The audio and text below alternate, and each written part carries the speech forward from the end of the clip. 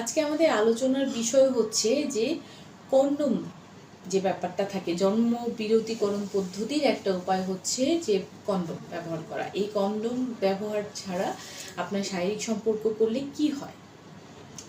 আমরা অনেকেই কিন্তু চিন্তা করি বা অনেকেই দেখা যায় যে ভাবি যে না, আমি হচ্ছে জন্ম বিরতিকরণ পদ্ধতি হিসেবে আমি কেন ইউজ করব কন্ডোম।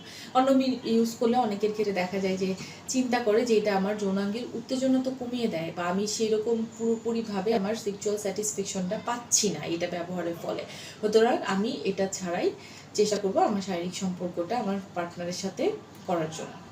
এটা যেটা হয় যে আমরা ডাক্তার সাধারণত বলি যে এটা হচ্ছে one of the part of your জন্ম বিরতিকরণ, অর্থাৎ আপনি এটার মাধ্যমে আপনার কিন্তু একটা গর্ভাবস্থা বা গর্ভনিরোধন বা জন্মবিরতিকরণ হিসেবে ব্যবহার করতে পারেন। এটা হচ্ছে একদম ফার্স্ট আপনার যে আমরা পদ্ধতিগুলো বলি, ফ্যামিলি প্ল্যানিংয়ের যে পদ্ধতিগুলো থাকে এটার মধ্যে হচ্ছে 1 নাম্বার থাকে হচ্ছে যে কন্ডোম। তো এটার ক্ষেত্রে যে আমরা যদি এটা ইউজ না করি, এটার ইউজটা তো আমরা জানি যে এটা কেন ইউজ করতে হয়, এটা যদি আমরা ইউজ না করি সেক্ষেত্রে আমাদের কি হয়। সেক্ষেত্রে আমরা যেটা হচ্ছে যে এক হচ্ছে আপনি আপনার আনএক্সপেক্টেড প্রেগনেন্সিটাকে এড়াতে পারছেন না, কারণ এটা আপনার আনএক্সপেক্টেড প্রেগনেন্সিটাকে প্রিভেন্ট করতে সাহায্য করে।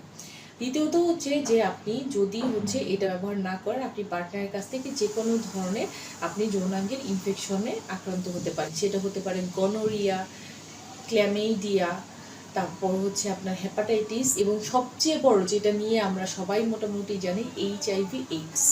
এটাও কিন্তু আপনার যৌনাঙ্গের সবচেয়ে জটিল একটা রোগ।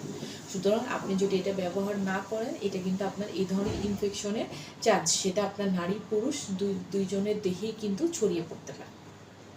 সুতরাং চেষ্টা করুন আনএক্সপেক্টেড প্রেগনেন্সি হোক বা যে কোনো ধরনের ইনফেকশন হোক বা যেটাই হোক না কেন, আমাদের ফ্যামিলি প্ল্যানিং প্রসিডিওর সেটা যেন মেনটেন করে আমরা আমাদের শারীরিক সম্পর্কটা চালু রাখতে পারি। আজকে এই পর্যন্তই। আপনারা সুস্থ থাকবেন, ভালো থাকবেন।